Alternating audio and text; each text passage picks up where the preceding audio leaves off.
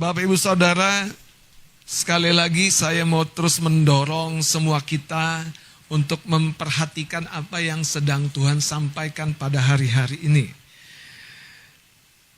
Saudara, sebelum kita memulai perjalanan, sama seperti kalau kita menuju satu tujuan, Tuhan juga akan menerangkan rute perjalanan, bahkan mungkin tiap-tiap tantangan yang kita akan hadapi.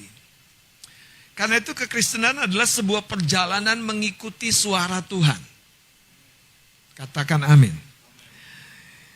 Dan kalau kita tidak belajar mengikuti suara Tuhan, kita akan justru meleset dari rancangan yang Tuhan sendiri tetapkan bagi kita sebagai domba-dombanya.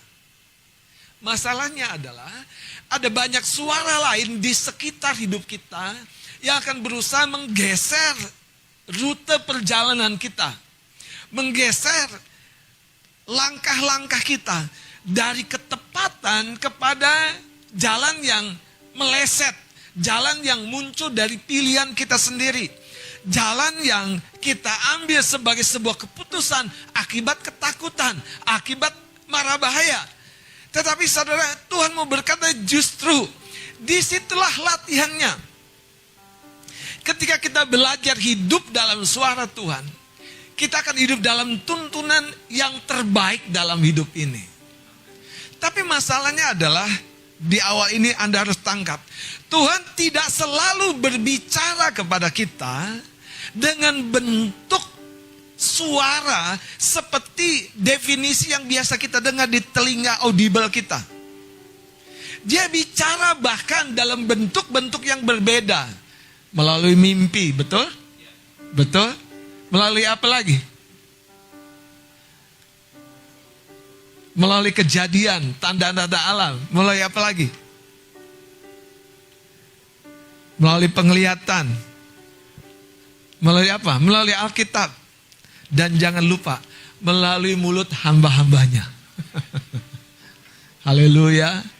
Dan sebetulnya itu justru yang paling dekat dengan kita. Dan sayang, kita kurang aware, kurang menyadarinya. Saudara, satu ketika Nabi Samuel sampai begitu keras berkata kepada raja pertama Israel, yaitu Raja Saul, apakah mempersembahkan korban lebih berharga daripada mendengarkan suaraku, suara Tuhan? Kenapa? Karena kadang-kadang kita menukar perjalanan rohani kita yang sesungguhnya lebih bernilai daripada sebatas melakukan ibadah-ibadah dan ritual-ritual kekristenan kita. Yaitu apa? Mempersembahkan korban. Yaitu apa? Pelayanan. Dan mendengarkan suara Tuhan itu bukan sekedar seperti kebanyakan kebiasaan manusiawi kita. Mendengarkan sambil lalu, sambil lewat. Dan itu yang membuat sepertinya perkataan Tuhan tidak mendatangkan sebuah dampak yang besar.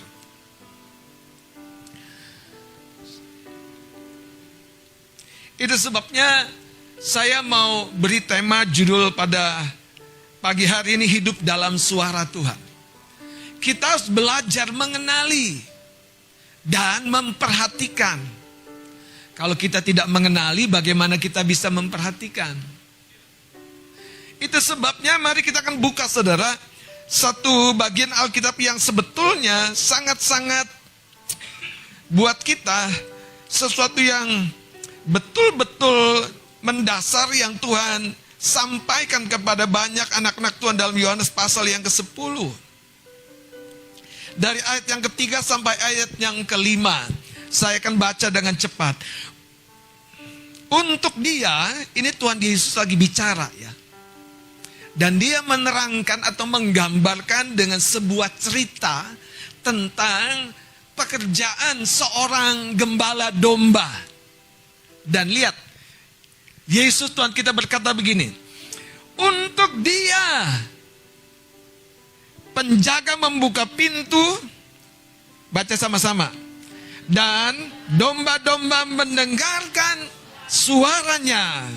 Dan ia memanggil domba-dombanya masing-masing menurut namanya dan menuntunnya keluar. Saudara, salah satu alat Tuhan menuntun domba-dombanya bukan dengan kejadian-kejadian, masalah-masalah. Bukan dengan hal-hal yang bahkan di dalam cara kita atau kerangka kita berpikir. Kita ditolak di jalan yang A, berarti itu jalan yang B. Bukan itu yang pertama-tama. Tapi yang pertama-tama betul-betul dengan suaranya. Nah, lanjut ayat ini berkata, ia memanggil domba-dombanya masing-masing menurut namanya dan menuntunnya keluar. Ayat 4 saya lanjutkan. Jika semua dombanya telah dibawanya keluar, ia berjalan di depan mereka. Dan domba-domba itu mengikuti dia. Baca sama-sama. Karena mereka, disinilah banyak kekristenan kita, saudara, tidak sampai kepada apa yang Yesus sendiri ajar, yaitu mendengar suaranya. Kita hanya terjebak dalam sebuah pola di mana kita bergantung kepada misalnya hamba Tuhan. Itu dalam konteks kita bertumbuh justru harusnya seperti itu. Kita dibimbing, dituntun. Tapi Tuhan tidak ingin kita akhirnya bergantung. Tuhan ingin mengalami sebuah hubungan yang pribadi. Betul? Tuhan ingin mengalami sebuah fellowship, kedekatan, curhat yang pribadi dari kita. Saudara, seringkali kita tidak mampu menyampaikan kegalauan kita. Bahkan dengan saya dengan baik, kejahatan hati kita.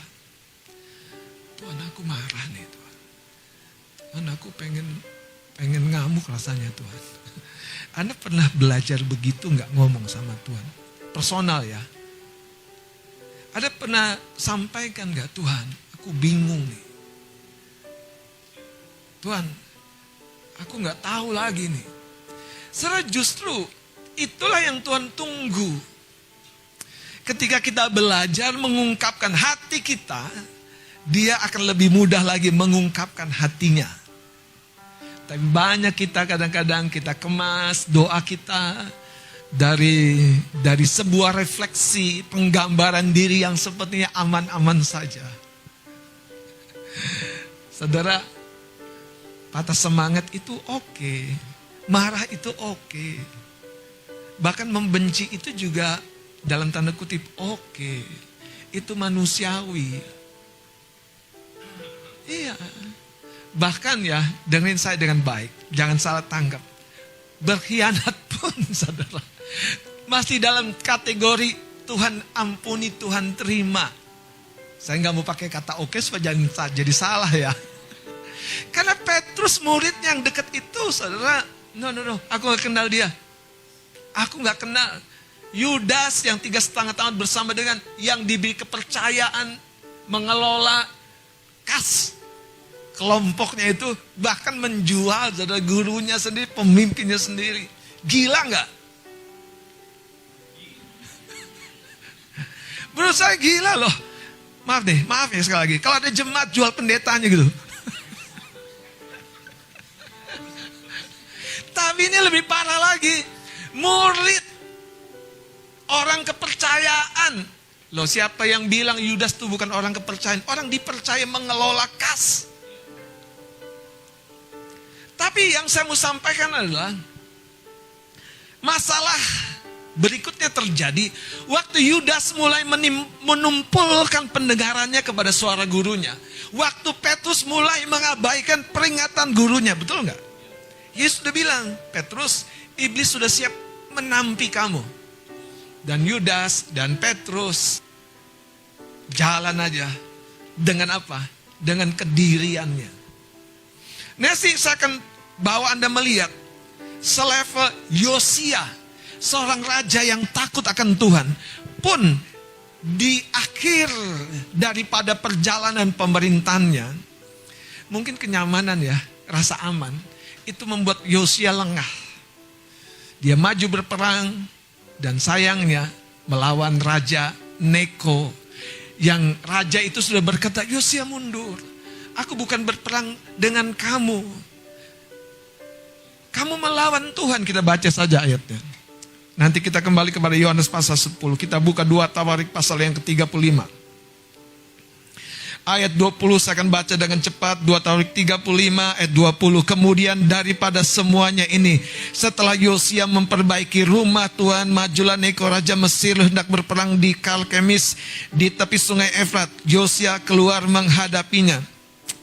Sayang sekali, saudara, Yosia meleset memahami situasi yang sedang terjadi. Dengar saudara, situasimu perlu engkau pahami dengan baik. Jangan meleset karena kau mengikuti dorongan hatimu sendiri. Keadaan terjepit itu bukan alasan untuk meninggalkan Tuhan. Hiduplah dalam suara Tuhan. Saya baca saudara, ayat 21. Ia mengirim utusan kepada Yosia. Lihat, dengan pesan, apakah urusanmu dengan aku, Raja Yehuda? Saat ini aku tidak datang melawan engkau. Sudah jelas. Jadi siapa yang cari gara-gara? Siapa? Neko atau Yosia? Unik ya.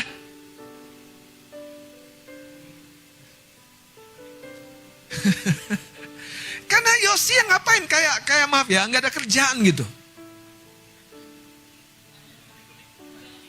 Iya, dilawan pula Raja Neko, Raja Mesir ini. Padahal Neko sudah bilang, aku ndak berperang melawan engkau.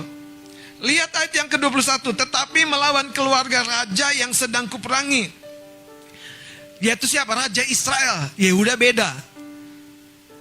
Allah memerintahkan aku supaya segera bertindak. Hentikanlah niatmu menentang Allah yang menyertai aku, supaya engkau jangan dimusnahkannya. Ayat 22, ini yang saya mau sampaikan di permulaan ini. Kegagalan kita mencerna tuntunan Tuhan, suara Tuhan, itu bisa berarti kegagalan hidup kita yang fatal. Ayat 22 berkata, tetapi Yosia tidak berpaling daripadanya, melainkan menyamar untuk berperang melawan Raja Neko. Ia tidak mengindahkan, baca sama-sama, ia tidak mengindahkan kata-kata Neko yang merupakan apa? Pesan Allah, lalu berperang di lembah Megido. Kalau kita baca terus akhir hidup Yosia, Raja Yehuda, raja yang memulihkan bait Allah, itu berakhir naas. Saudara, terima kasih Tuhan untuk kendaraan yang kami pakai sampai hari ini, yang selalu menjadi pelajaran buat kami. Mobil kami kemarin bermasalah, ada bocor dari air radiatornya. Saya dengan Pak D, dengan Pak Jumadi coba teropong senter. Ada bantuan lagi Bang Juanda, lihat di mana bocornya. Bocornya bukan dari area tempat ada radiator, agak ke dalam, yaitu dari area mesin. Lihat dari bawah pakai senter kanan kiri, enggak ketahuan. Dimundurin mobilnya supaya agak terang, enggak kelihatan. Ya kami putuskan bawa ke bengkel. Ada seorang bapak yang jadi langganan kami, di bengkelnya hari terang. Kap mobil dibuka, dia lihat sebentar, ini Pak bocornya. Dalam hati kami, Tuhan. Aduh. Dia cuman dibuka kapnya, ini Pak bocor. Ya Tuhan, saya dengan Pak Jumadi bilang, saya bilang, kita tadi udah teropong kanan, teropong kiri. Pak Jumadi sudah beralaskan kardus untuk lihat dari bawah, videoin saudara. Di mana bocornya enggak kelihatan. Buat bapak bengkel ini, plek, lihat ini Pak bocornya. Ya Tuhan, Hidup tuh kadang-kadang bisa begitu, saudara. Bisa begitu mudah, tapi bisa begitu menyusahkan. Masalahnya kita ngikutin yang di mana ego kita. Kita bisa Pak Juandi, kita bisa Pak.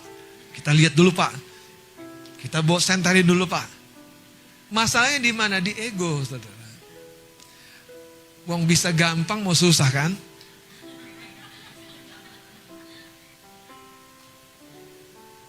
Wong bisa nggak berkeringat, kita maunya berkeringat. Kami bawa, saudara. Ya udah.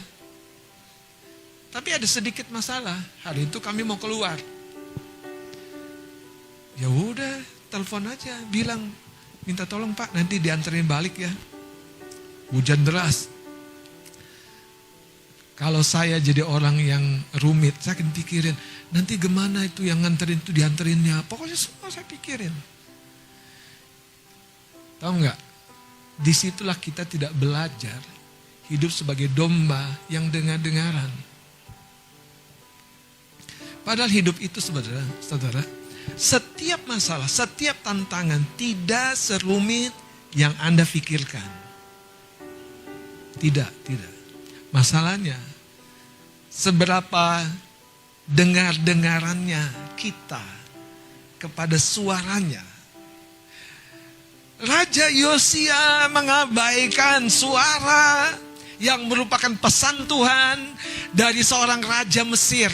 Kalau pemimpin Anda tidak takut akan Tuhan, tapi tidak tiba-tiba memperingati Anda, apakah Anda mulai menyimak? Jangan-jangan Tuhan lagi menahan aku. Masalahnya bukan dia orang Kristen atau tidak Kristen. Dia orang Kristen atau siapapun.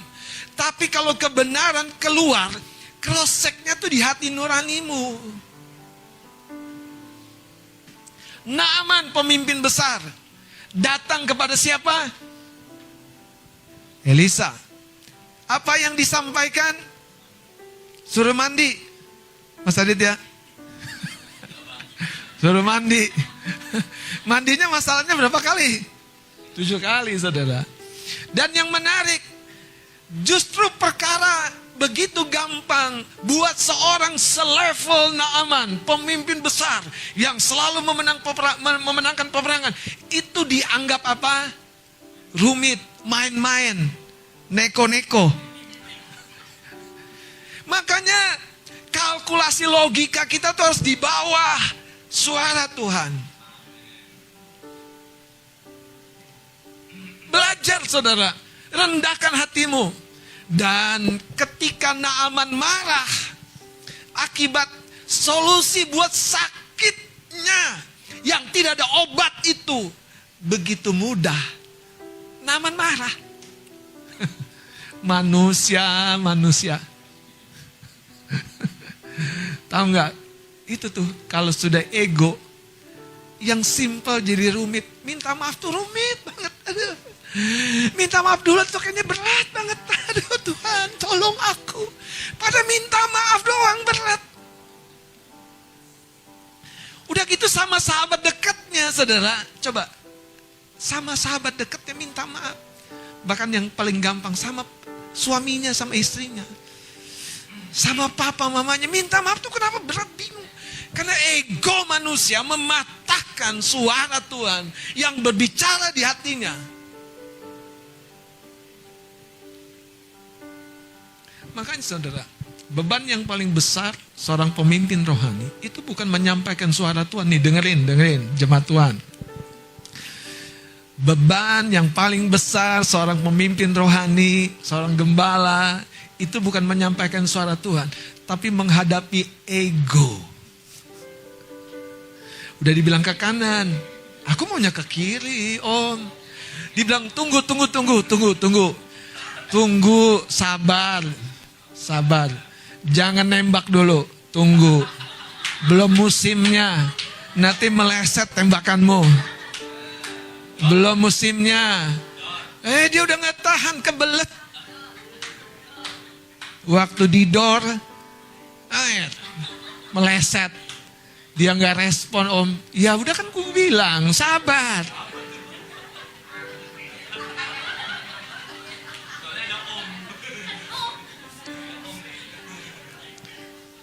Kalau Tuhan bicara, sekali lagi dengar, pertarungannya itu adalah apakah kita mau merendahkan ego kita sebagai suami, ego kita sebagai istri. Habis aku gak dihargai sama dia, Bang. Suami ngomong kan gitu. Emang berapa hargamu? Sama kan? Seharga darah Yesus kan? Ada lagi anak bilang, papaku tuh Bang, gak pernah pulang ke rumah.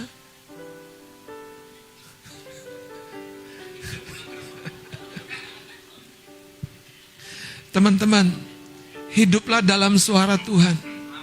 Kalau Anda hidup tidak di dalam suara Tuhan, maka Anda hidup dalam rencana-rencanamu sendiri. Hidup di dalam egomu sendiri. Sekali lagi, kalau Anda tidak hidup di dalam suara Tuhan yang memberikan tuntunan, maka kita akan hidup di dalam agenda-agenda kita sendiri. Bukan sebaliknya loh. Karena kita, saudara, berasal dari surga, diutus ke dunia. Pattern kita, pola kita mendengar suara Tuhan. Itu yang menjadi konflik besar ketika di Taman Eden. Bagaimana Hawa meleset memahami kehendak Tuhan yang sebetulnya tidak rumit, saudara. Yaitu apa?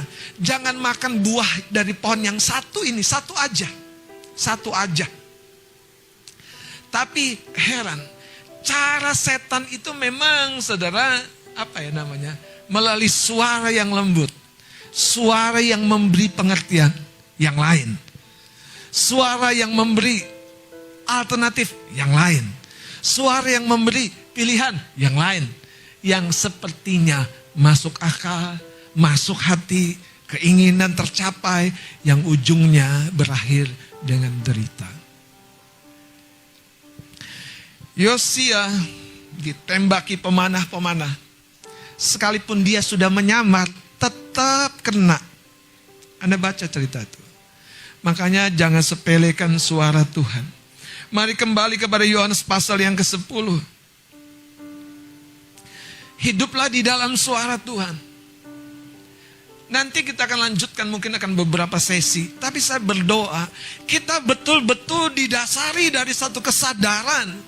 Kalau kita tidak hidup dalam suara Tuhan, yang bentuknya akan menuntun kita, menasehati kita, membimbing kita melalui mimpi, penglihatan, melalui suara pemimpin, maka kita akan mulai hidup di dalam ego kita, keinginan kita. Saudara, kalau kita terpojok dan sepertinya tidak ada jalan, itu baik. Gitu ya Om ya? Iya. Artinya apa? Anda gak usah memilih, menyerah sama Tuhan.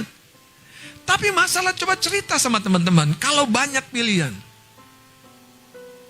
justru di situ tantangannya, saudara. Kalau kita bisa memilih, di situ tantangan, di situ problemnya. Tapi kalau kita tidak punya pilihan,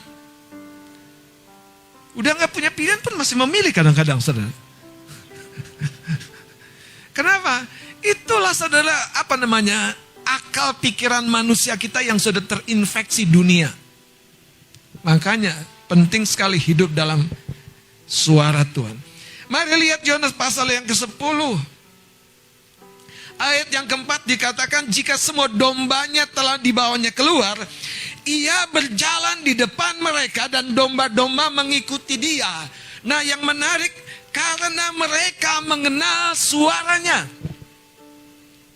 Apakah kita sudah mengenal suara Tuhan? Seharusnya Anda akan berkata, sudah Om, sudah Bang. Sekalipun level pengenalan kita beda-beda. Jadi dengerin saya. Level pengenalan kita beda-beda. Tapi Anda sudah mengenal suaranya. Jangan salah. Anda sudah mengenal suaranya. Levelnya di mana? Keluar dari kandang. Betul? Betul? Tapi kalau jalan, itu beda lagi.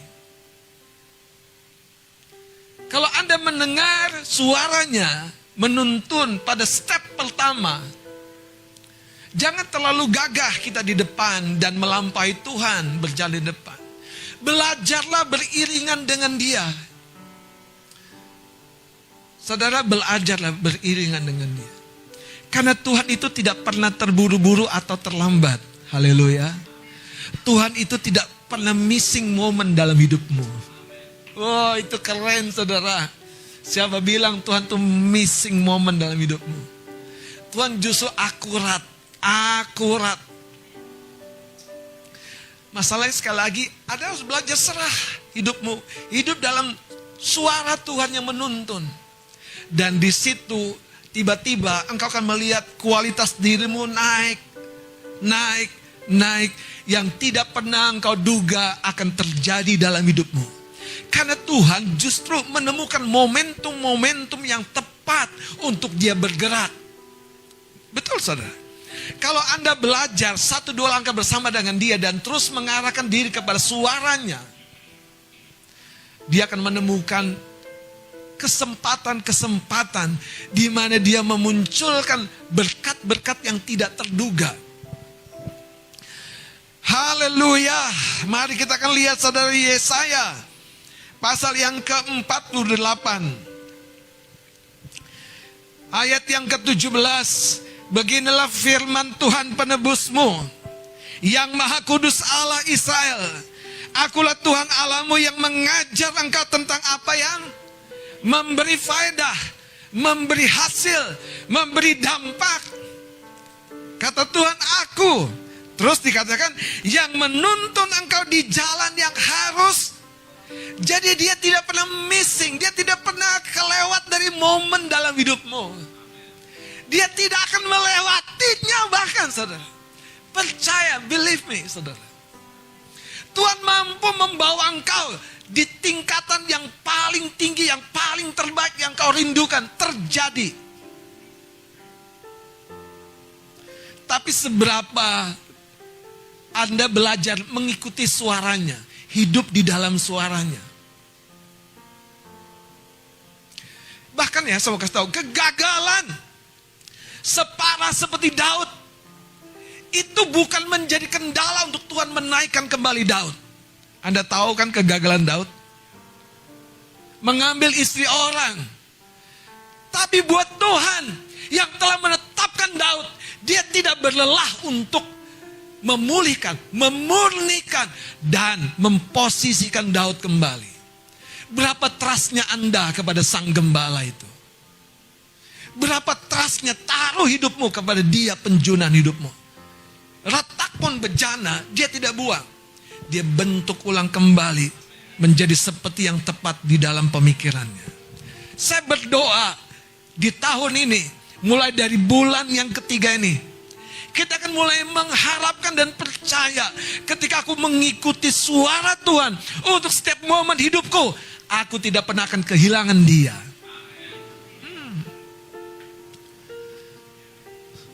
Apakah kebetulan Ibu Yesus dan Yesus dengan murid-muridnya diundang di pesta perjamuan kawin di Kana? Apakah kebetulan? Apakah kebetulan ketika mereka kehabisan anggur dan Ibu Yesus, Anda tahu kan?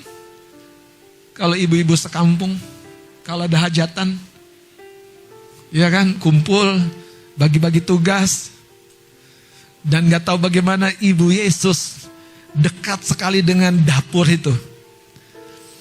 Dan yang menarik adalah Ibu Yesus ketika sang pengantin mempelai dan pemimpin pesta mengalami masalah, Ibu Yesus, Dia tidak kirim ke berbagai orang. Dia tidak kasih tahu wartawan. Dia tidak taruh di medsos. Parah nih, gua ke pesta, gua masih haus, konsumsi udah habis. Ada yang begitu nggak? Ibu Yesus so simple. Dia datang sama Yesus. Yesus anaknya berkata, mau apa? Waktuku belum tiba. Itu artinya Dia tidak pernah kehilangan satu momen dalam hidupmu. Dia tidak pernah missing, saudara. Kalaupun cerita itu menceritakan sesuatu yang justru sepertinya negatif, memalukan. Tapi Tuhan membalikkannya. Alkitab mencatat, disitulah dia menyatakan kemuliaannya. Anda baca nggak? Jadi jangan takut dengan kekuranganmu. Tepuk bawah kanan kirimu. Jangan takut dengan kekuranganmu. Saudara, saya lihat Mas Adit nari, saya langsung bilang sama istri saya, aduh, saya belum bisa tuh selepas dia nari. Memang saya masih banyak kekurangan. Saya kurang lepas kalau nari. Mungkin karena baju batik itu, saudara.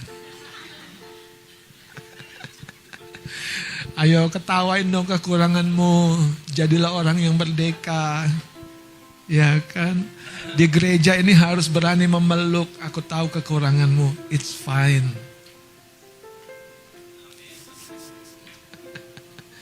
Saudara, ketika pesta itu sampai ke puncaknya, justru sesuatu yang dibutuhkan oleh tamu itu hilang, kurang, gak ada. Kemana kira-kira kalau pesta itu pesta Anda? Kemana Bang Jun? Istriku tukang masak pula lagi. Dan orang tahu pasti nih pestanya enak nih. Karena istrinya tukang masak, suaminya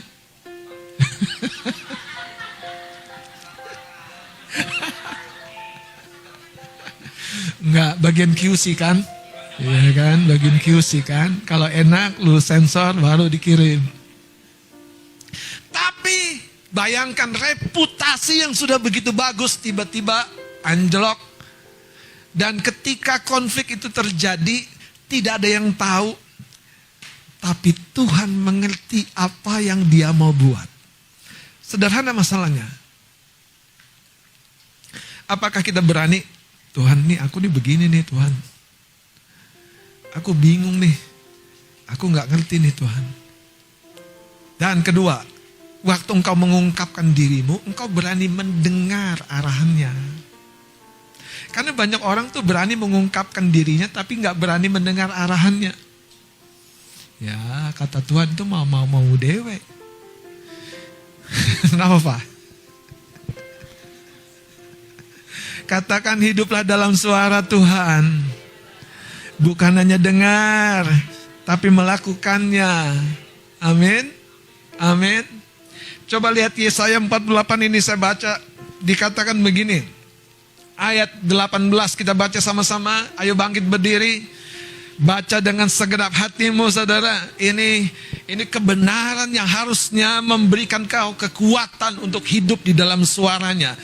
2, 3 kita baca. Sekiranya engkau memperhatikan perintah-perintahku, maka damai sejahteramu akan seperti sungai yang tidak pernah kering. Dan kebahagiaanmu akan terus berlimpah seperti gelombang-gelombang laut yang tidak pernah berhenti. Terima kasih, silakan duduk. Hal yang pertama kita harus memberikan atensi. Katakan atensi. Perhatian.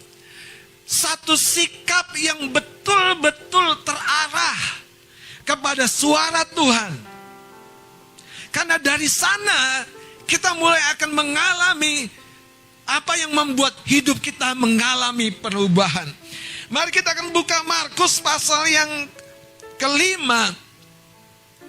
Menurut saya ada sebuah kisah yang bagus sekali yang dicatat. Dari seorang yang sudah gagal hidupnya 12 tahun. Markus pasal yang kelima. Ayat yang ke-25. Gagal begitu lama, begitu parah. Dan tidak ada tanda-tanda pemulihan. Tetapi saudara, dari seorang wanita yang sakit pendarahan 12 tahun ini. Bukan karena Yesus mengulurkan tangan. Bukan karena Yesus berkata sembuhlah kamu. Bukan karena Yesus yang pertama-tama bertindak. Tapi karena wanita ini mendengar. Saya akan baca ayat 25. adalah di situ seorang perempuan yang sudah 12 tahun lamanya menderita pendarahan. Ia telah berulang-ulang diobati oleh berbagai tabib, sehingga telah dihabiskannya semua yang ada padanya. Ini kegagalan yang sangat-sangat menyakitkan, saudara. 12 tahun berjuang, habis. Hari ini kegagalan seperti apa yang kau alami? Kenapa kita mudah menyerah? Wanita ini, saudara, sampai di titik yang paling menyakitkan. Justru di sana, seperti yang saya bilang, seperti di perjamuan kawin Kana, dia mulai mendengar sesuatu yang aneh, yang asing, yang tidak biasa. Biasanya telinganya terarah kepada tabib mana yang jago. Itu maksud saya. Tabib mana yang oke. Tapi setelah mentok, telinganya terarah kepada sesuatu yang lain. Apakah kita suka memperhatikan firman, suara Tuhan, nasihat Tuhan, mengarahkan? Apakah kita suka, saudara, mengarahkan, memperhatikan, menyimak? Karena di situ poinnya, kita bisa mendengar, tapi beda respon. Wanita ini 12 tahun kegagalan tidak membuat dia patah semangat. Lihat kalimat berikutnya, saudara. Namun sama sekali tidak ada faedahnya, malah sebaliknya keadaannya makin memburuk. Ayat 27. Dia sudah mendengar, perhatikan. Dia sudah mendengar berita-berita tentang Yesus. Sepertinya sepele banget ya. Mendengar berita-berita tentang satu orang yang membangkitkan yang mati, menyembuhkan yang buta, membangkitkan yang lumpuh. Dari mendengar itu, wanita ini tiba-tiba, saudara, mengalami gejolak di hatinya. Kenapa saya katakan gejolak di hatinya? Disinilah hatinya mulai terarah kepada apa yang menunggu dia, yaitu kesembuhan. Karena itu saya mau berkata, bagi setiap engkau yang patah, Tuhan sudah menunggu kita dengan pemulihannya. Bagi engkau yang kehilangan segala berkat dalam kehidupanmu, Tuhan sudah menunggu untuk menyatakan kembali berkatnya. Lihat ayat ini, saudara. Ayat 27. Dia sudah mendengar berita-berita tentang Yesus, maka di tengah-tengah orang banyak itu ia mendekati Yesus dari belakang dan apa? Pertanyaannya, apa yang memotivasi dia? Apa yang mendorong? Ini, saudara, poinnya. Ini yang harus kita dalami. Kenapa seorang wanita 12 tahun sakit yang makin parah, waktu hanya mendengar, saudara, dengan saya, kalau Tuhan membuka satu peluang kecil, jangan pernah sepelekan peluang kecil yang dari Tuhan. Satu batu kecil dari sungai yang diambil Daud merubuhkan Goliat. Katakan amin. Seawan sebesar telapak tangan yang bujangnya Elia lihat, itu mendatangkan apa? Hujan deras yang sebelumnya tidak pernah terjadi 3,5 tahun. Peluang kecil yang dari Tuhan. Saya tambahin supaya lebih lengkap.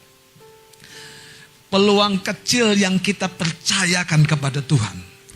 5 roti dan 2 ikan sangat-sangat tidak cukup. Bahasa saya supaya relevan dengan Anda, tidak mumpuni dengan mimpi yang besar yang Anda rindukan. Tapi bagi Tuhan, kalau 5 roti dan 2 ikan itu di tangan Tuhan, itu lebih dari cukup. Kenapa kata-kata saya lebih dari cukup? Uang sisa berapa? Artinya tiap murid bawa pulang sebuah bakul. Berapa kita percayanya bahwa kita yang tidak mumpuni, tidak mampu, tidak oke, buat Tuhan, it's fine.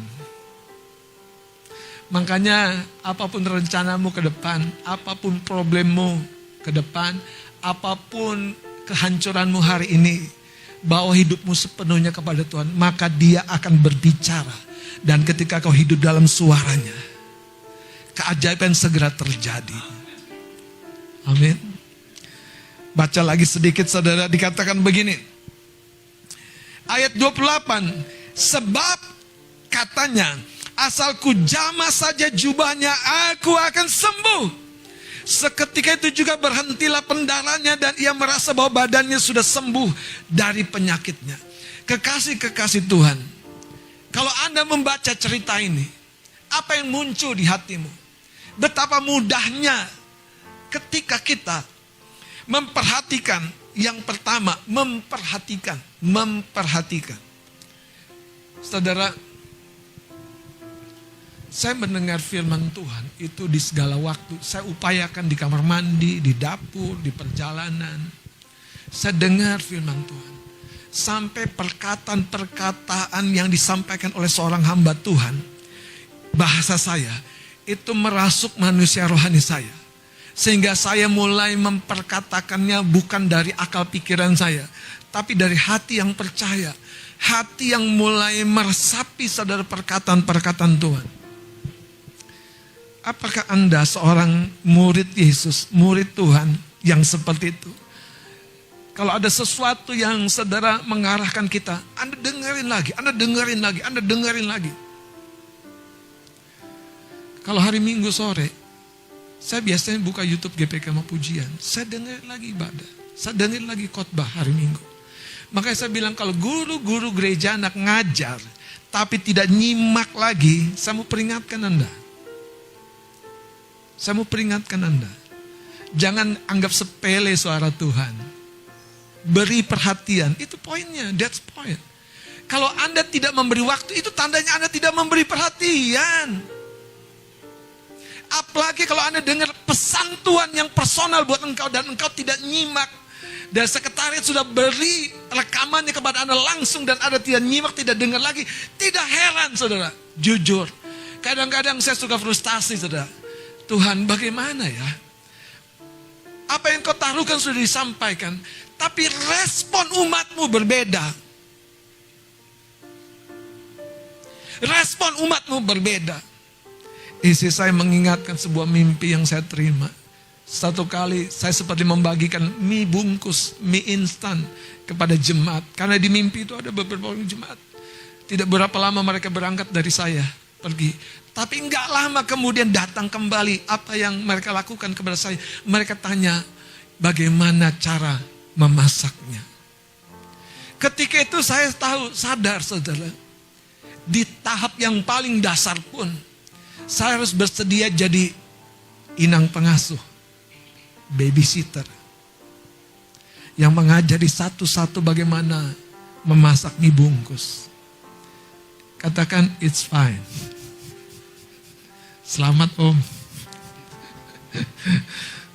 Makanya kalau ditanya, Om, mau doakan apa? Supaya saya tabah. Yain ke ruang doa nanya, Om mau doain apa? Ya doain supaya Om tabah. Sama siapa? Ya sama kamu itu loh. Saudara, berapa sungguhnya kita memperhatikan suara Tuhan. Saya mau tutup dengan cerita yang kecil, saudara. Berapa kali ada pasangan suami istri menerima pernyataan Tuhan melalui mimpi dan lain-lainnya melalui kami suami istri. Dan itu betul-betul dari Tuhan. Bahkan yang menarik, sebelum pasangan ini datang jumpa dengan kami, Tuhan udah kasih mimpi duluan. Dan dengar saya, mereka bukan jemaat, tapi orang yang terhubung. Saya ajarin begini, kamu harus mengerti ya, kalau Tuhan ngomong itu, saudara bisa melalui banyak cara, banyak saluran. Tetapi Tuhan tuh, Dia sengaja pilih Yunus untuk Niniwe. Dia sengaja pilih kami untuk kamu. Masalahnya adalah, kalau kamu menyimak ini, kamu akan mempertahankan hubungan. Sehingga Tuhan akan mudah mengalirkan pesan, mengalirkan tuntutan, mengalirkan perkataan. Tapi kalau kau menolak juru bicaranya, mengabaikan hubungan dengan juru bicaranya, disitulah sebetulnya kata Tuhan Yesus sendiri. Orang yang menolak aku, dia menolak Bapa. Orang yang menolak kamu, dia menolak aku, kata Tuhan Yesus. Itu sangat-sangat serius, saudara. Bayangkan kalau kami tertolak, sebetulnya Tuhan Yesus yang sedang tertolak. Dia gembala saya, yang kemudian menjadikan saya gembala. dia gembala agung yang mengajari saya. Karena itu hari ini saudara, mari kita memberi perhatian yang pertama-tama supaya kita bisa hidup di dalam suara Tuhan. Mari kita bangkit berdiri.